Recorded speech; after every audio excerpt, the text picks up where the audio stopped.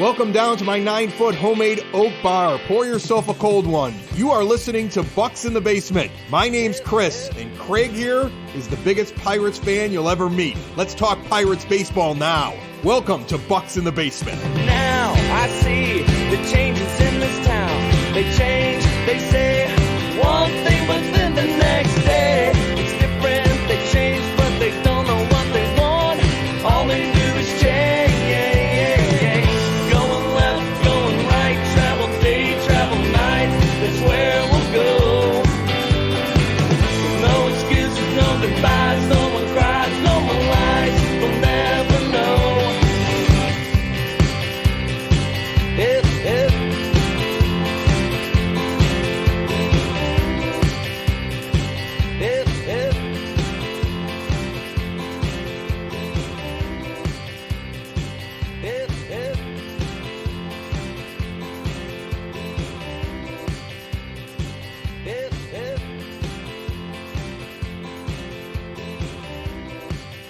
It's funny that last week there was nothing but panic, and now this week they haven't lost a game since we last spoke with each other. It's been a week, and all it's been is nonstop Pirates wins, which suggests to me that they'll probably lose between the recording of this and tomorrow. And that talks to the volatility of a 162-game baseball schedule. This isn't football. This is baseball. You get ups and you get downs and you get adjustments and you get bad stretches and you get tough parts of your schedule and you get easy parts of your schedule. And like we've said before, Craig, you want to bum slay. You want to beat up on the teams you're supposed to beat up on. You want this team to continue to learn how to win and be positive. And I can be nothing but happy with the results over the last week and the prospects for the month. And let's just continue to enjoy a season watching guys grow and make adjustments. And that's been the story of this, Chris. And before we hopped on here, the big thing that I was talking about was people, trying to figure out if Ke'Bryan Hayes is quote unquote back. Everybody during this time, the writers, fans, everybody is trying to recapture that month that happened in 2020, which I don't know how. He may be able to duplicate that in a small sample size, but that was just absolutely insane. He was Ted Williams, reincarnated. Even though I read somewhere again, I forgot that Ted Williams was frozen by his kids and his head was chopped off.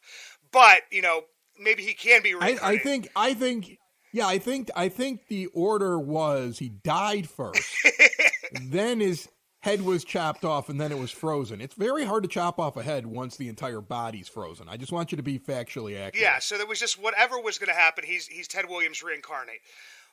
The scouting report on Ke'Bryan Hayes, and we had been saying this for the longest time, is if you pitch Ke'Bryan Hayes inside, he can't get his hands around. He goes with that inside-outside swing. He still hits the ball hard, but he hits it directly to normally, the right fielder or somebody in, the center fielder that's in right center field.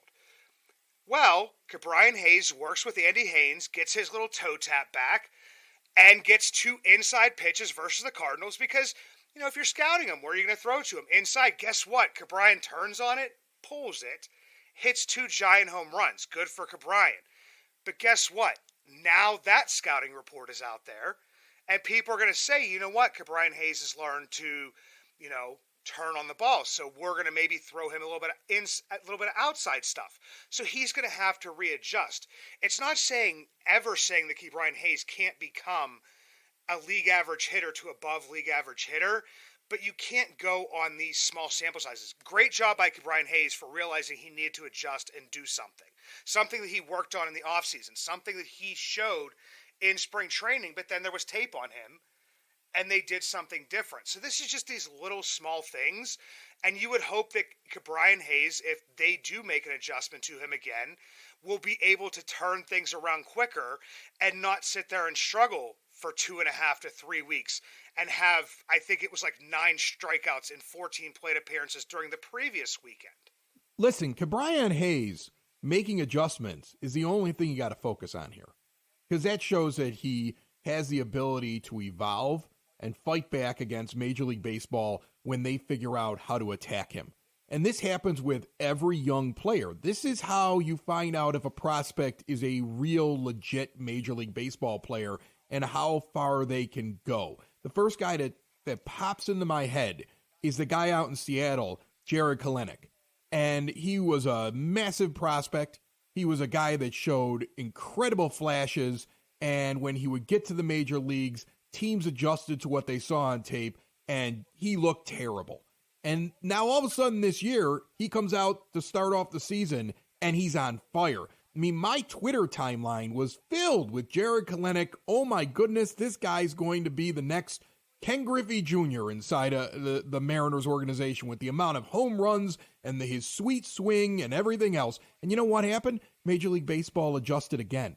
It's a constant game of adjustments. Now he's become kind of average. I mean, he's still a starter. He's still a viable piece. At some point, it all evens out. You're not going to have a guy who's going to be a career 1124 OPS, which is what Hayes was in 2020. Just as much as Brian Reynolds was not going to be a career 632 OPS in the shortened season for his entire career. In fact, it's really funny. I went back and I look at those two guys because I knew that Reynolds had a terrible year in 2020, and I wanted to use that to contrast the Hayes amazing year, just to point out that in small sample sizes, you don't see the big picture sometimes, and development isn't linear, and guys can get really hot, and the league can adjust to them. And in the process of doing that, Craig, I am stunned as I look at the entirety of everybody that went to the plate at some point for the Pirates in 2020, and I can't find any other names that I recognize anymore that are on this team. And it's incredible. It's incredible. Like, if you go to baseballreference.com and they'll list guys based upon how often they played in the lineup at that position, and their starting nine, the most regular starting nine for 2020 has Jacob Stallings, Josh Bell, Adam Frazier, Eric Gonzalez, Cole Tucker, Gregory Polanco, and Colin Moran joining Brian Hayes and Brian Reynolds. And I seem to remember when we were doing that show way back then, the two of us pointing out there aren't a lot of guys on this team that are going to be here when this team is competing. And these are the only two guys that I'm paying attention to in Hayes and Reynolds. And guess what? It was true. And, you know, in the end, you didn't give up on Reynolds. Look at where he got to. You ended up giving him an extension. All of Piratum was losing their mind where you're going to lose him. But remember how bad he was in that short sample size.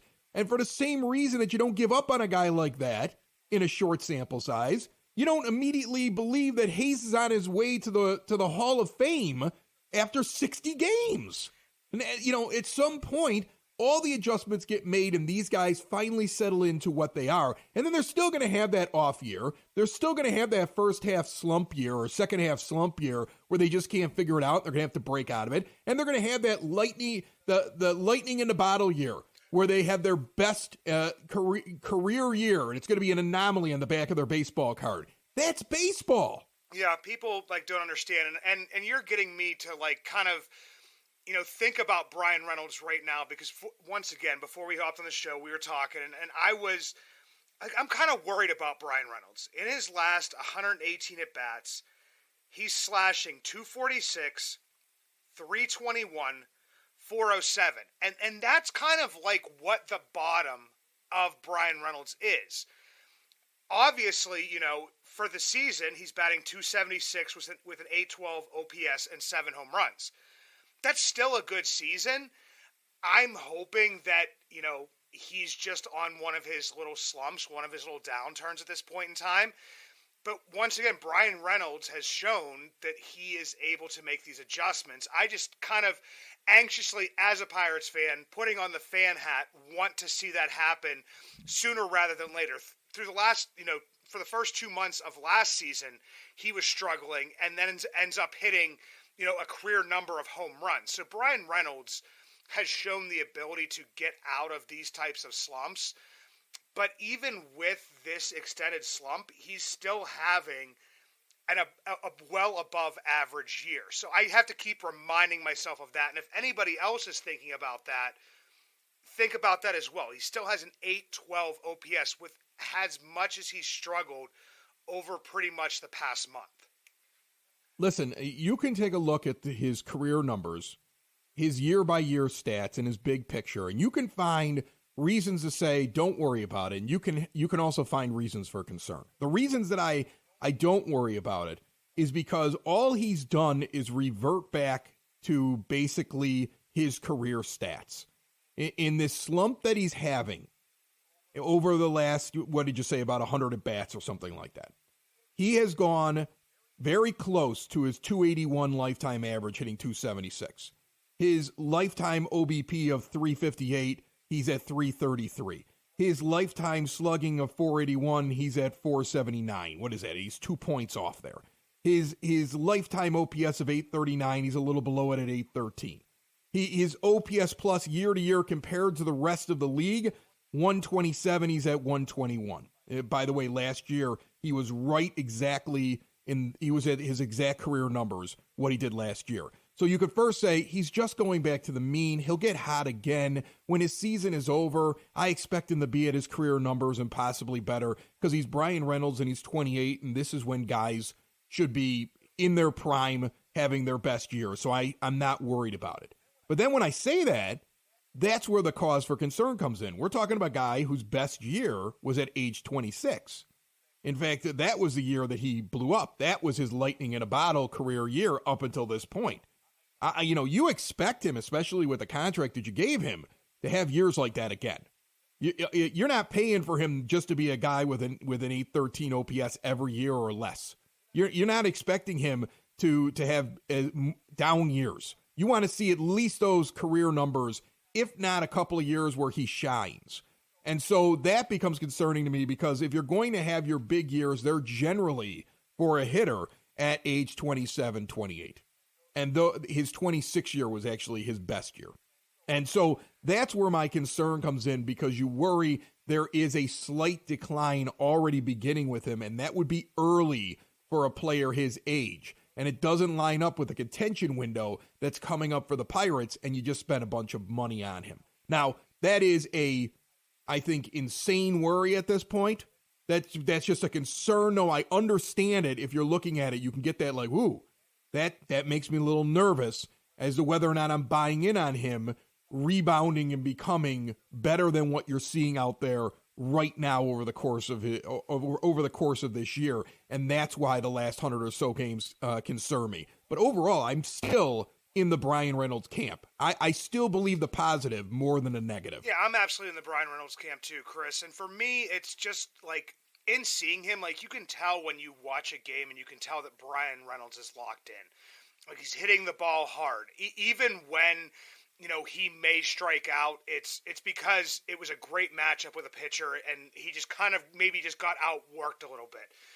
In a game like last night, and I don't like to just pull out like one game, but, struck out 3 times against the Athletics. But when we were, prepping for this, we kind of looked and saw that the Athletics last night didn't even really throw us anything that we could hit.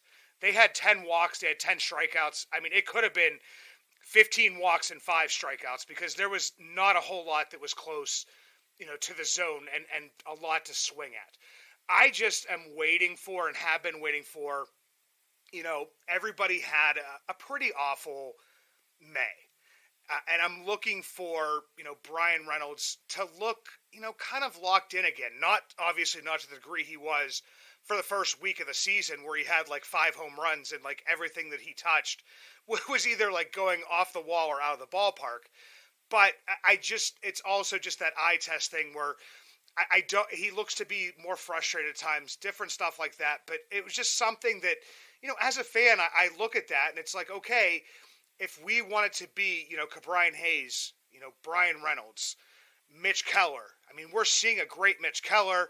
We're seeing flashes from Brian Hayes and we're seeing flashes, from Brian Reynolds. It's to me, I just want to see, a lot of that just kind of move forward. And not, I hate to say it, is not see so many headlines of, well, Kutch won this game for us because I don't know how much longer Kutch is going to be here. Yeah, but I wouldn't get myself too hung up on it. I mean, again, you're right. There's a lot of things that you can kind of get wrapped up in this season. And But every time that Kutch does something great, even though he's not part of the long-term thing, you should still enjoy it because it continues to add to the winning culture you're trying to build for a team that's been nothing but a loser for a long time. And you need to build that culture so when the young guys do finally come of age and become exactly what they're going to become, that they're ready to go and they're moving forward. And your window opens and opens wide and stays open for as long as possible. And hopefully there's a long-term window if you've built your minor league system correctly and you're doing a very good job identifying talent when you're scouting pro talent and amateur talent and doing a very good job developing players and fixing little hitches in their giddy-up. If you bring somebody in, you're like, hey, we can fix this one thing. We're going to make them a much better player. If all those things are working, it's a long window. And that it matters to have the winning attitude so when that window opens, it's wider than it could be. Now, on the other hand, you are looking at the young guys. I mean, in the end, the guys who you think are your core, it matters that they develop. But development, again, isn't linear. You're going to have your ups and your downs and your adjustments that have to be made. So I'm not concerned about it. I mean, I still fall back on the fact that we sat there last week and said, don't panic because of what the record is right now. That was going to be a rough month. We warned you that was going to be a rough month. We told you May was going to be brutal. And then we sat there and told you, you're going to have generally a very winnable June. Let's see what they can do. And they've gone gangbusters into June. And they should continue. Look, they bare minimum should win 2 out of 3 from the A's. They should be competitive against the Mets at home and have a good opportunity of winning that series. They should just beat the tower out of the Cubs in Wrigley. They should be able to go to Milwaukee and win there. They should get the Cubs back here and sweep them right off the field. They're a better team. And so, you're going to have these ups with your schedule and with your win column, and you're going to have downs, and you're going to have your ups with your prospects, and you're going to have your downs. In reality, I am not that concerned right now. You want to know what I'm most concerned about? I'm most concerned about what is the plan long-term at first base. Because if I could replace Carlos Santana right now, I would. Yeah, and that's something we talked about earlier and I think I even asked Jason Mackey about it, was just the concern of, Carlos Santana, he brings that veteran leadership. A lot of the guys, they're learning from him how to be professional Major League Baseball players. And that's a great him thing. And put him on the bench or something like that. I mean, he can learn without. I mean, he shouldn't be getting a ton of at bats. We're talking about a guy with 221 plate appearances at this point. It's way too many when he's not in your long-term plans and he's hitting 230. Right? With only 3 home runs. To me, I don't see the long-term benefit of him being in there every day. Sure, if he needs to be in there now, great. What I'm saying, though, is who's going to be the guy that eventually takes that job? Because I want to see something more long-term in that spot starting next year at the latest. I don't know. And we haven't developed, and I think this is like a broken record when it comes out of my mouth, is that the Pirates haven't developed a first baseman since Kevin Young, and that was going on, I think, almost 30 years at this point. So, I mean, they're going to have to do something. Malcolm Nunez is injured currently down in Indianapolis. Hopefully he comes back. Only 22 years old. Was having a good May. So that's unfortunate to see. We have Aaron Shackelford, who is 26 years old. Got some pop, is actually having, in AAA, one of the best years of his minor league career.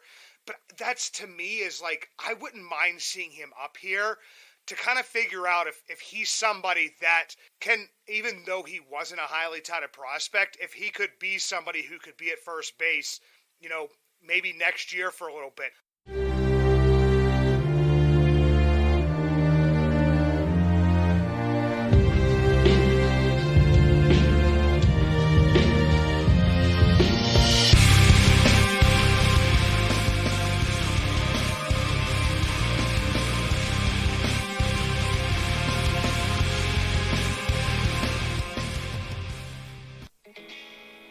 If you ever see me out and about in Pittsburgh, you will always recognize me, and not just because of the white beard, but also because the Y that is always on top of my head, the hat I always wear.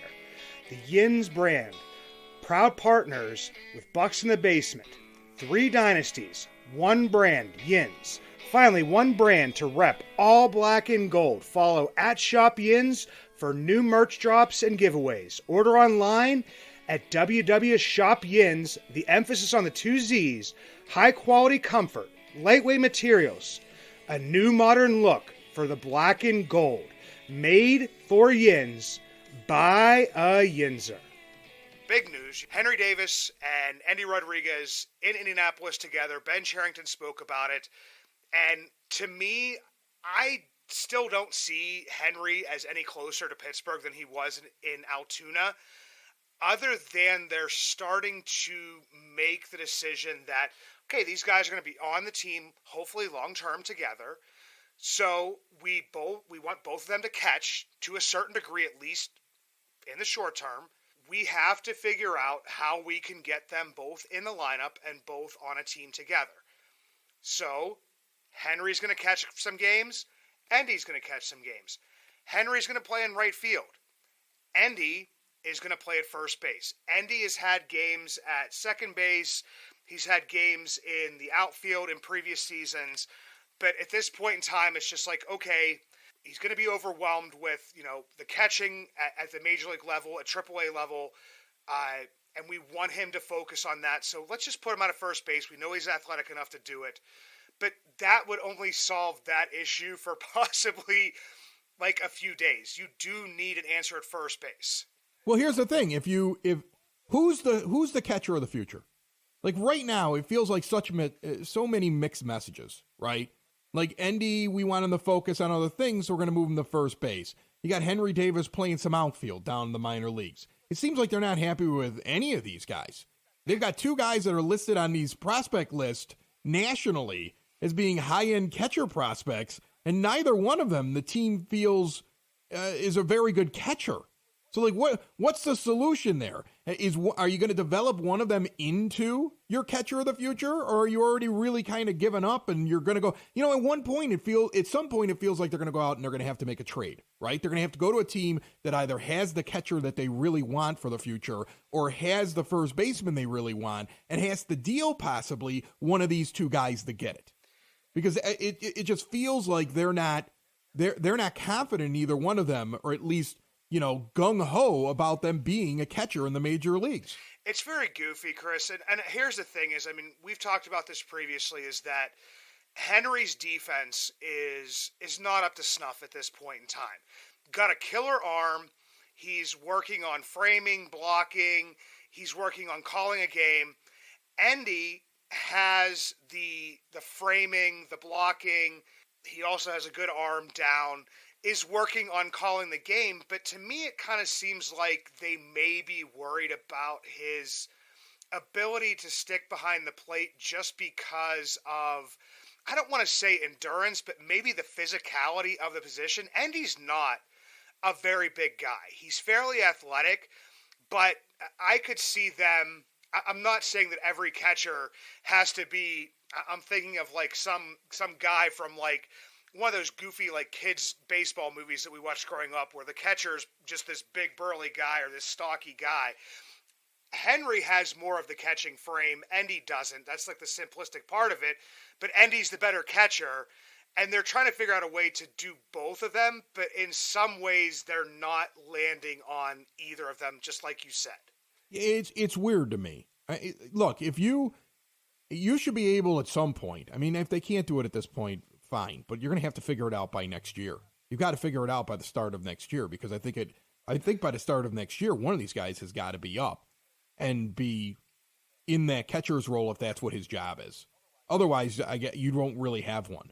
Because to me, like what you just said there, my instant reaction to that is, all right, well, it sounds to me like the better catcher is Endy, but they don't want to lose his bat. They don't want him to be spending so much time preparing and getting worn out by the role that they're not going to get what they want out of him at the plate. So that's what their fear is. And it's a reasonable fear. MJ Melendez out in Kansas City has basically been told that he's an outfielder this year because he was not adjusting to major league pitching. And so it was like, we need him to get that done right before we move him to catcher. And maybe this is the curvy path that eventually Endy takes to becoming a catcher, especially if Henry Davis can't figure it out.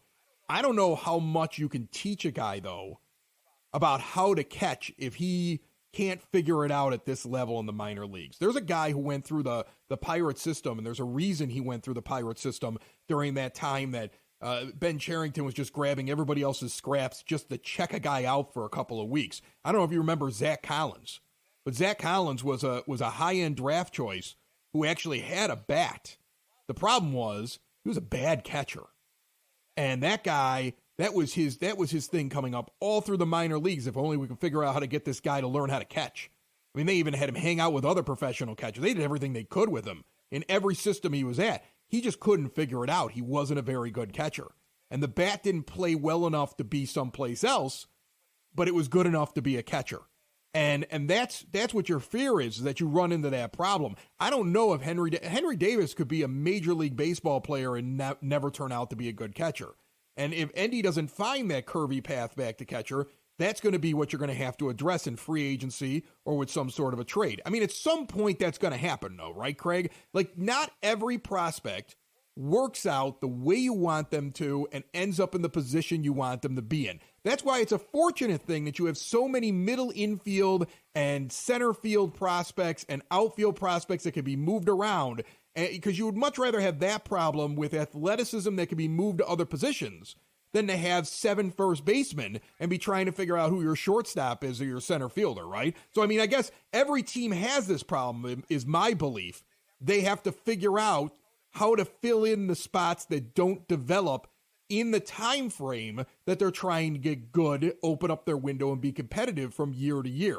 And so I think that'll be the challenge. I would not be shocked if you see a free agent catcher or a trade for a catcher at some point where prospects are moved, guys that you have fallen in love with, because I know you love every prospect, or if this works out for Endy, that first base becomes the thing that they go out and buy, because there's plenty of first basemen out there. Yeah, and that's where I think it might have been on one of the minor league news and brews shows. I was talking to somebody about the development of the Arizona Diamondbacks and their rebuild, and how it was so.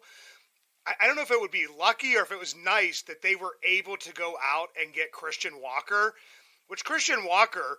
It wasn't like, when he was a free agent or when he was like this highly touted guy that everybody's like, oh man, I'd love to bring Christian Walker in to play first base. But look at what he's done, for that team and how that's kind of sped up the process for them.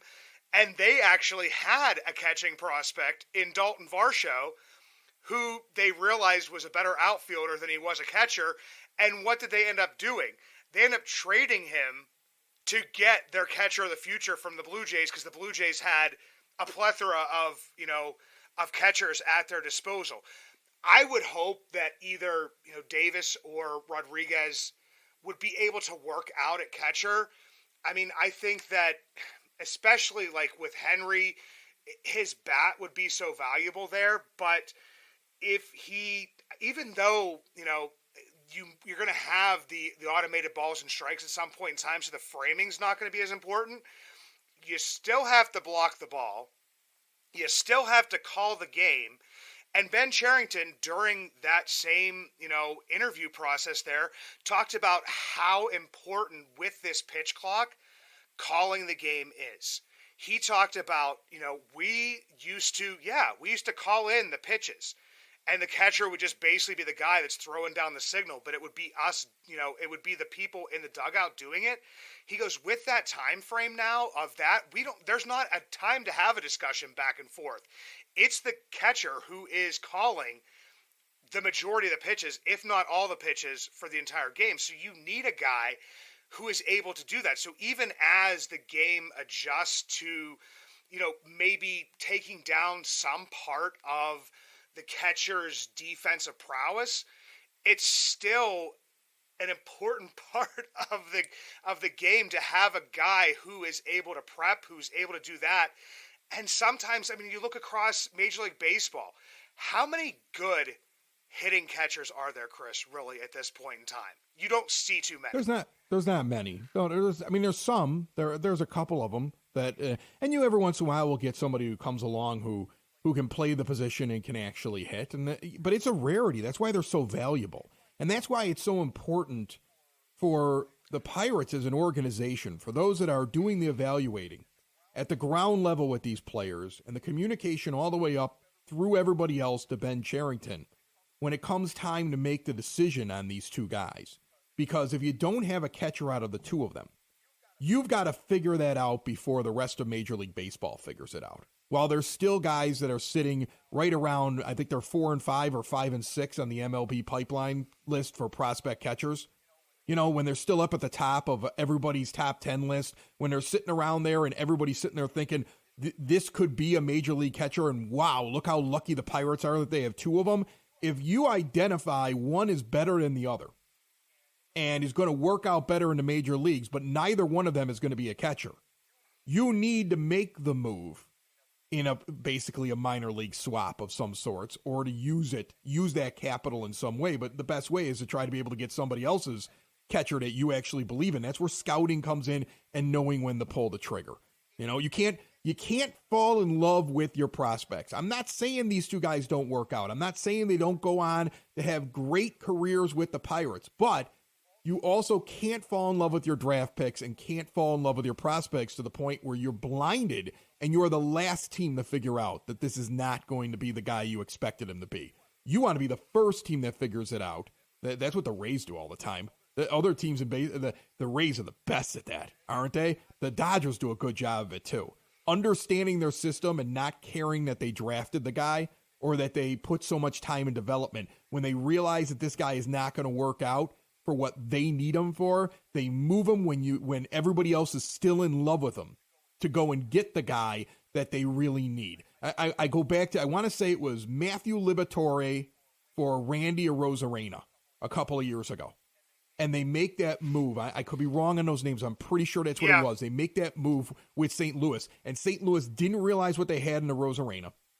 And everybody thought Liberatore was a top 10 pitching prospect. And they were the only ones that realized that he probably wasn't. And now Liberatore's finally made it into the majors, and he's had a rough go of it for his first 3 starts with St. Louis. And they were able to go get a guy who's been a staple on their team for the last couple of years, because they knew that everybody else valued the guy more than what they knew he was. And it was that understanding of, even though we like this guy, we drafted this guy, we developed this guy, he's not worth as much as what other people think he's worth. So now let's trade it in before they figure it out.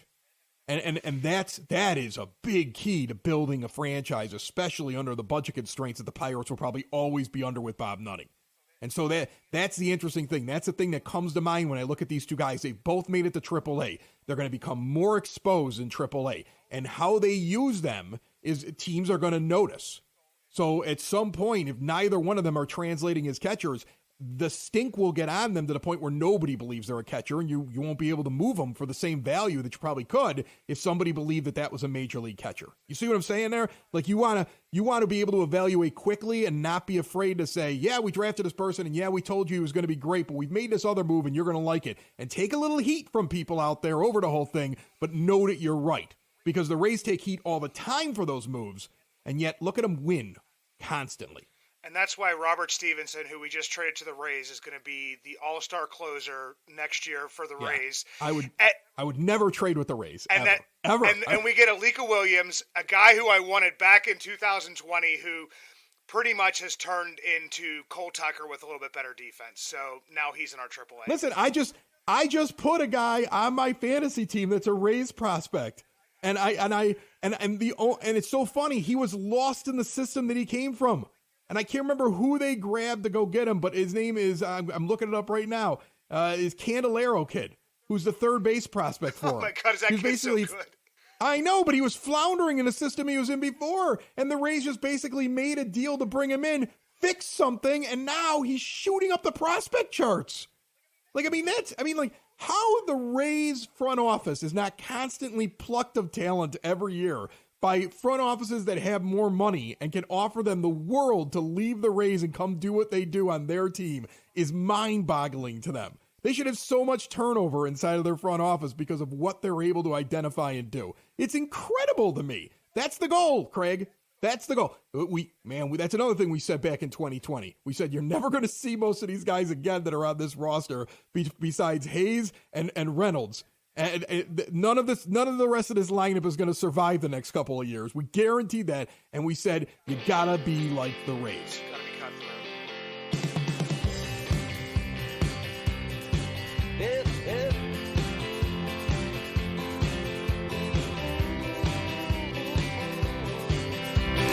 Now I see the changes in this town. They change, they say